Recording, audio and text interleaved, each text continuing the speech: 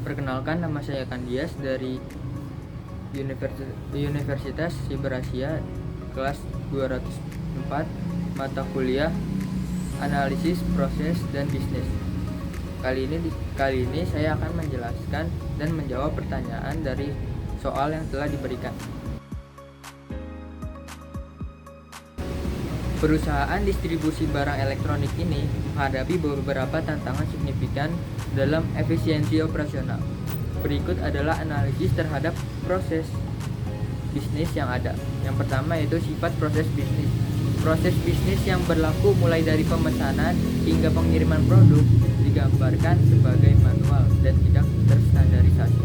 Yang kedua, ketersediaan sistem monitoring. Perusahaan tidak memiliki sistem monitoring real time, artinya tidak ada cara instan untuk melacak status pesanan, lokasi barang atau tingkat stok secara akurat pada saat itu juga. Yang ketiga ada keterlambatan pengiriman proses yang tidak efisien dan kurangnya visibilitas menyebabkan hambatan dan penundaan dalam jadwal pengiriman barang ke pelanggan. Yang keempat, kesalahan pencatatan stok. Pencatatan stok yang manual atau tidak terintegrasi rentan terhadap kesalahan manusia, seperti halnya yaitu salah hitung, salah entry data, atau keterlambatan pembaruan yang menyebabkan ketidaksesuaian antara data sistem dan stok fisik.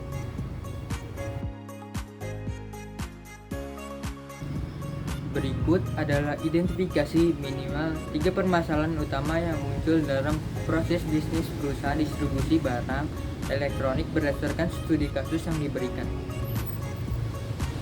Proses bisnis manual dan tidak terstandarisasi. Ini adalah masalah fundamental yang mempengaruhi seluruh alur dari pemesanan hingga pengiriman. Ketiadaan standar yang jelas dan ketergantungan pada metode manual menyebabkan inefisiensi, inkonsistensi, dan potensi kesalahan yang tinggi di setiap tahapan.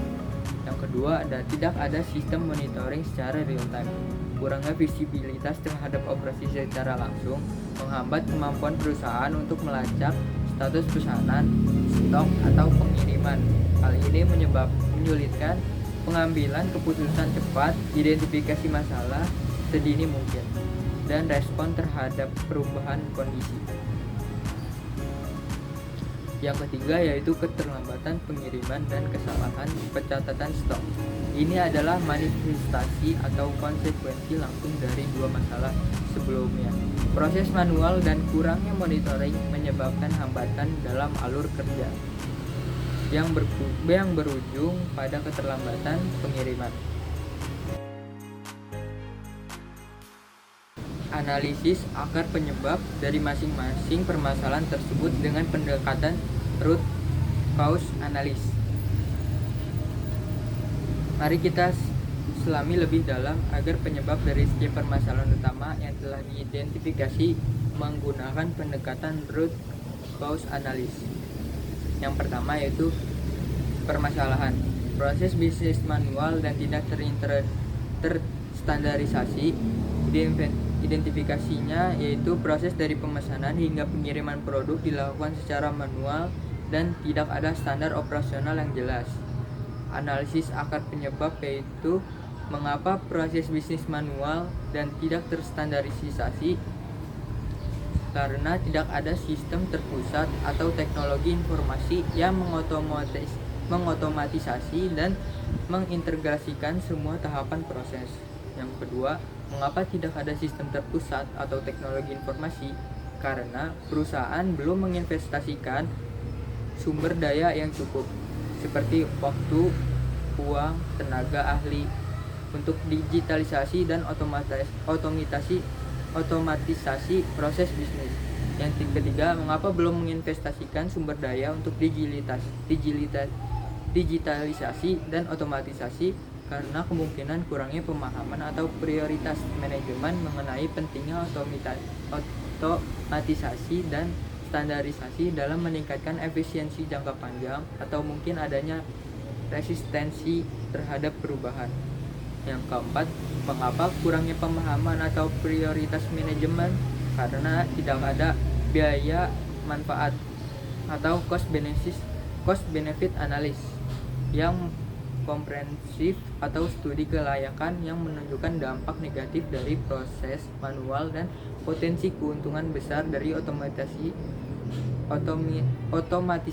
Yang kelima, mengapa tidak ada analisis biaya manfaat yang komprehensif? Karena mungkin tidak ada tim atau individu yang ditugaskan secara khusus untuk secara proaktif mengevaluasi dan mengusulkan perbaikan proses bisnis, atau kurangnya data historis yang memadai untuk analisis.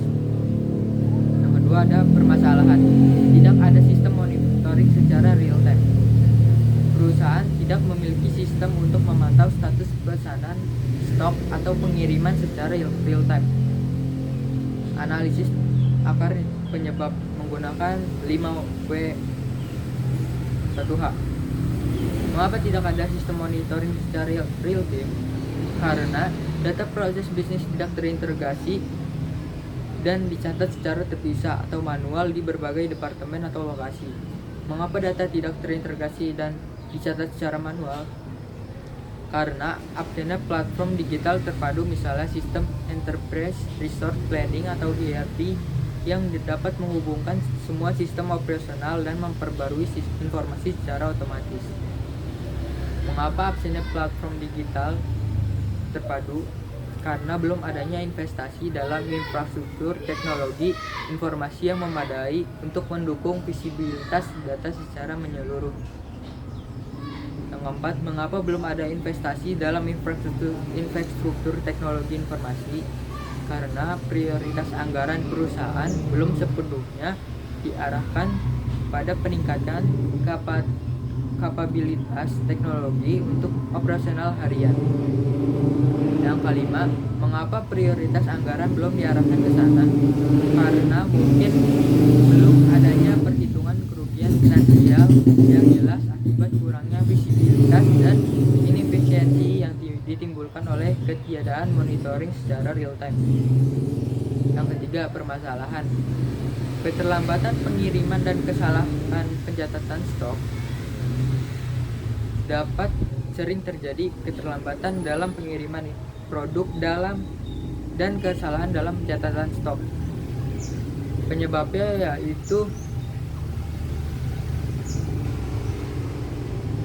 sering terjadi keterlambatan pengiriman karena proses manual dan memperlambat alur kerja, membutuhkan waktu lebih lama untuk verifikasi komunikasi antar departemen, dan tidak ada informasi real time tentang status pesanan atau ketersediaan stok yang akurat. Mengapa sering terjadi kesalahan pencatatan stok? Karena pencatatan yang dilakukan masih secara manual dan atau tidak ada sistem otomatis yang memperbarui stok secara langsung setelah setiap transaksi penjualan atau penerimaan barang. Mengapa pencatatan stok manual dan tidak otomatis? Karena tidak ada integrasi antara sistem penjualan dengan sistem yang ada di gudang atau inventaris, yang menyebabkan stok data seringkali tidak sinkron atau kadaluarsa. Yang keempat, mengapa tidak ada integrasi antara sistem tersebut? Karena mungkin perusahaan tidak memiliki sistem informasi terpadu seperti ERP yang dirancang untuk mengotomatisasi pembaruan data dan memastikan konsistensi informasi di seluruh fungsi. Yang kelima, mengapa tidak memiliki sistem informasi terpadu? Mengacu kepada akar penyebab dari masalah 1 dan 2, karena kurangnya investasi dan strategi digitalisasi yang menyeluruh untuk menciptakan ekosistem operasional yang efisien dan integrasi. Melihat akar permasalahan yang bersifat fundamental, mulai dari proses manual dan tidak adanya sistem monitoring real time, hingga kesalahan fatal dalam pencatatan stok dan keterlambatan pengiriman. Pendekatan Business Processing Reengineering atau BPR adalah yang paling tepat untuk diterapkan. BPR tidak hanya sekedar memperbaiki masalah kecil, tetapi merombak ulang secara radikal proses bisnis inti. Mengapa kita memilih BPR? Skala masalahnya yaitu permasalahan yang dihadapi perusahaan ini bersifat sistematik dan mendalam. Sekedar melakukan improvement, perbaikan bertahap tidak akan cukup untuk mengatasi seluruh masalah yang saling terkait. Target perbaikan yang drastis yaitu perusahaan membutuhkan lompatan besar dalam efisiensi dan akurasi, bukan hanya sedikit peningkatan. BPR dirancang untuk mencapai hal tersebut. Kebutuhan teknologi. Adanya kebutuhan akan sistem monitoring secara real time dan otomasi yang komprehensif menandakan perlunya investasi teknologi besar yang akan mengubah cara kerja secara fundamental. Rencana aksi utama reengineering, yaitu untuk mencapai visi dan tujuan.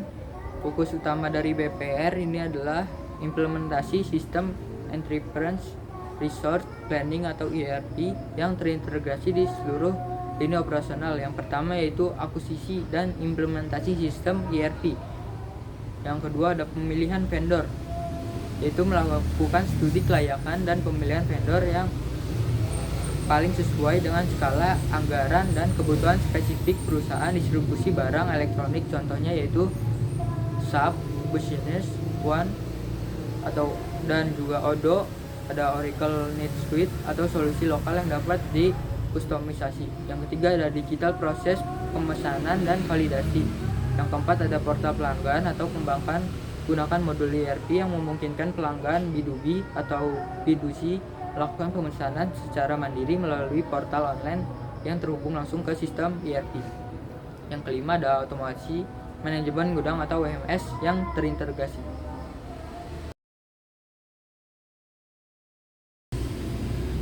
Penjelasan model sebelum perbaikan yaitu pool perusahaan distribusi elektronik mempresentasikan keseluruhan organisasi, yaitu streamlines atau membagi proses berdasarkan departemen atau pihak yang bertanggung jawab, yaitu pelanggan, departemen gudang, departemen pengiriman, departemen keuangan atau admin. Dan yang kedua ada aktivitas manual. Banyak aktivitas seperti cek ketersediaan stok manual atau lihat catatan fisik, siapkan barang pencarian manual atau catat pengeluaran stok di Excel. Selanjutnya ada jadwal pengiriman manual telepon dan memperbarui catatan stok bentuk periodik manual, menunjukkan ketergantungan tinggi pada intervensi manusia dan alat non digital seperti itu. Dan selanjutnya ada komunikasi informasi, karena yang menghubungkan antar departemen seringkali menyiratkan komunikasi manual, telepon atau memo internal dan bukan melalui sistem terintegrasi. Kurangnya visibilitas, tidak ada simbol atau alur yang menunjukkan monitoring secara real time yang sesuai dengan deskripsi studi kasus. Ada titik permasalahan, yaitu model ini secara visual menyoroti fragmentasi, duplikasi upaya, misalnya pencatatan stok di beberapa tempat dan potensi keterlambatan di setiap tahapan manual. Di sini ada proses penjelasan yang sudah diperbaiki, yaitu pool perusahaan distribusi elektronik dengan ERP yang terintegrasi menyoroti perubahan fundamental dalam cara organisasi beroperasi. Yang pertama yaitu ada Swimlens, pelanggan, sistem ERP sebagai entitas aktif, departemen gudang menggunakan WMS, kurir logistik, dan departemen keuangan. Sistem ERP kini menjadi pusat orkestrasi. Dan selanjutnya ada aktivitas otomatis. Banyak aktivitas digantikan atau didukung oleh sistem, misalnya ERP, validasi ketersediaan stok otomatis, sistem ERP yaitu buat sales order dan alokasi stok otomatis, sistem ERP update, sistem pesanan, sistem ERP buat faktur otomatis, sistem ERP otomatis update stok keluar. Yang kedua ada integrasi penuh, mana antara Swimlane menunjukkan aliran data yang mulus dan otomatis antara sistem ERP, WMS, dan sistem kurir. Selanjutnya ada visibilitas real time. Adanya entitas sistem ERP yang menerima dan mengirim pembaruan status menunjukkan adanya monitoring secara real time. Efisiensi dan akurasi. Model ini menggambarkan alur yang lebih cepat, lebih sedikit intervensi manual, dan lebih sedikit peluang kesalahan karena otomatisasi dan integrasi data. Fokus pada karyawan. Tugas karyawan di gudang yaitu beralih dari pencatatan manual ke operasional yang dipandu dengan sistem, misalnya melakukan picking barang yaitu menggunakan WMS.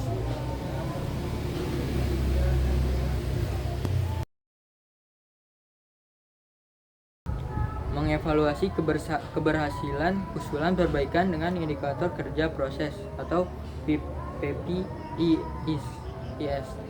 Indikator kinerja proses yaitu Process Performance Indicator atau PPIS adalah metrik terukur yang digunakan untuk menilai seberapa efektif dan efisien suatu proses bisnis berjalan dalam konteks usulan perbaikan proses bisnis melalui Business Process Reengineering atau BPR yang telah kita bahas. PPIS menjadi alat krusial untuk mengukur dampak nyata, yaitu menguantifikasi perubahan dan perbaikan yang terjadi setelah implementasi BPR dari kondisi sebelum dan ke sesudah. Validasi investasi membuktikan bahwa investasi pada teknologi seperti ERP dan perubahan proses telah memberikan hasil yang diharapkan. Yang ketiga ada identifikasi area, meningkatkan lanjutan, menunjukkan apakah ada area yang masih memerlukan penyesuaian atau optimasi lebih lanjut. PPIS kunci untuk mengevaluasi BPR dalam kasus perusahaan distribusi elektronik ini.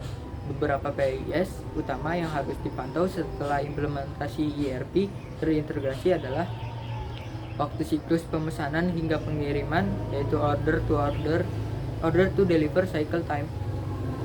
Mengukur total waktu yang dibutuhkan mulai dari saat pelanggan membuat pesanan hingga barang yang diterima di tangan pelanggan. Bagaimana cara mengevaluasinya? Sebelum ada BPR, waktu siklus ini mungkin diukur secara manual atau diperkirakan berdasarkan catatan yang tidak terintegrasi, misalnya 3-5 hari. Angka ini seringkali tidak konsisten dan sulit diverifikasi. Sesudah ada BPR, yaitu sistem ERP, dan secara otomatis mencatat timestamp setiap tahapan seperti pesanan masuk, stok dialokasi, barang keluar gudang, konfirmasi penerimaan atau kurir pelanggan, dan bisa mengambil laporan rata-rata waktu di dalam siklus dari ERP ini, yaitu keberhasilannya. Jika waktu siklus ini berkurang secara signifikan, misalnya menjadi 1 hingga 2 hari, ini menunjukkan bahwa otomatisasi dan integrasi telah menghilangkan hambatan dan mempercepat alur kerja secara drastis. Yang kedua ada akurasi stok, yang dimana persentase kesesuaian antara jumlah stok barang yang tercatat di sistem dengan jumlah fisik yang aktual di gudang. Sebelum ada BPR, akurasi stok mungkin rendah, misalnya 70% hingga 80%, karena pencatatan manual dan human error. Ini sering terungkap saat stok off-name atau saat ada keluhan barang tidak ada padahal tercatat ada. Sesudah ada BPR dengan WMS yang terintegrasi dengan ERP dan penggunaan barcode atau RFID, setiap pergerakan barang masuk keluar pindah alokasi akan otomatis diperbarui sistem, melakukan audit stok secara berkala dan membandingkan dengan catatan ERP. Keberhasilannya yaitu jika akurasi stok meningkat mendekati 100%, misalnya 98 hingga 99%, ini membuktikan bahwa sistem otomatisasi telah menghilangkan kesalahan pencatatan dan memperbaiki visibilitas stok yang akurat. Biaya operasional atau per pesanan atau disebut juga cost per order. Total biaya tenaga kerja, penanganan kesalahan, biaya administrasi, dan lain-lain yang dikeluarkan untuk memproses satu pesanan lengkap. Sebelum ada BPR, yaitu sulit dihitung secara akurat karena banyak biaya tersembunyi akibat inefisiensi manual dan penanganan masalah. Setelah ada BPR, otomatisasi akan mengurangi kebutuhan akan tenaga kerja manual untuk tugas-tugas berulang, menimbulkan dan minimalkan biaya penanganan kesalahan atau retur komplain, dan meningkatkan efisiensi penggunaan sumber daya. Analisis biaya sebelum dan sesudah implementasi dapat dilakukan dari data keuangan.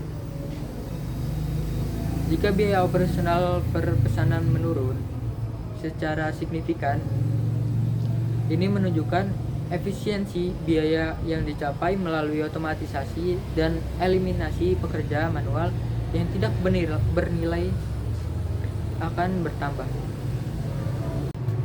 Sekian dari penjelasan yang sudah saya jelaskan pada jawaban sebelumnya. Mohon maaf apabila ada kesalahan. Assalamualaikum warahmatullahi wabarakatuh.